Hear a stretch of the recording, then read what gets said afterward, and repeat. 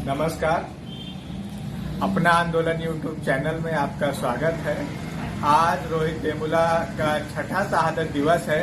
आज 17 जनवरी के दिन ही रोहित वेमुला की सांस्थानिक हत्या हैदराबाद विश्वविद्यालय में हुआ था।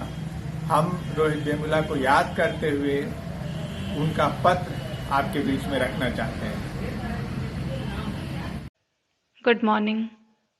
आप जब ये पत्र पढ़ रहे होंगे तब मैं नहीं होऊंगा। मुझ पर नाराज़ मत होना। मैं जानता हूँ कि आप में से कई लोगों को मेरी परवाह थी। आप लोग मुझसे प्यार करते थे और आपने मेरा बहुत ख्याल भी रखा। मुझे किसी से कोई शिकायत नहीं है। मुझे हमेशा से खुद से ही समस्या रही है। मैं अपनी आत्मा और अपनी देह के बीच की खाई को बढ़ता हुआ महसूस करता रहा हूँ।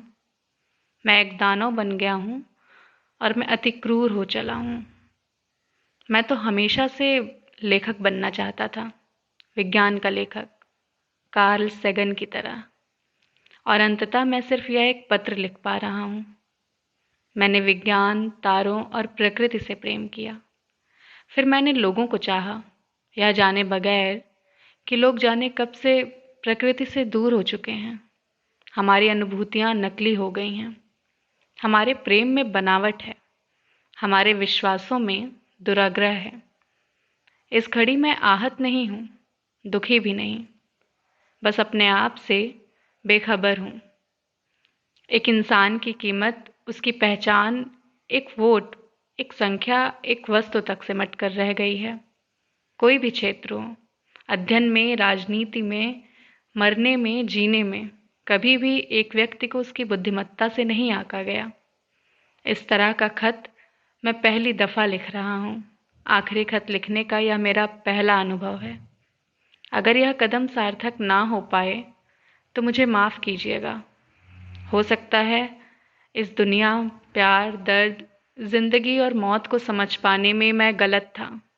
कोई जल्दी नहीं थी, लेकिन मैं हमेशा जल्दबाजी में रहता था। एक जिंदगी शुरू करने की हड़बड़ी में था।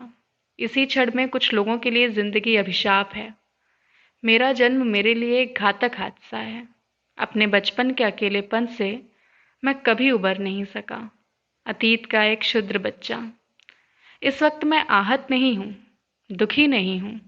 मैं बस खाली हो गया हूँ, अपने लिए भी बेपरवाह।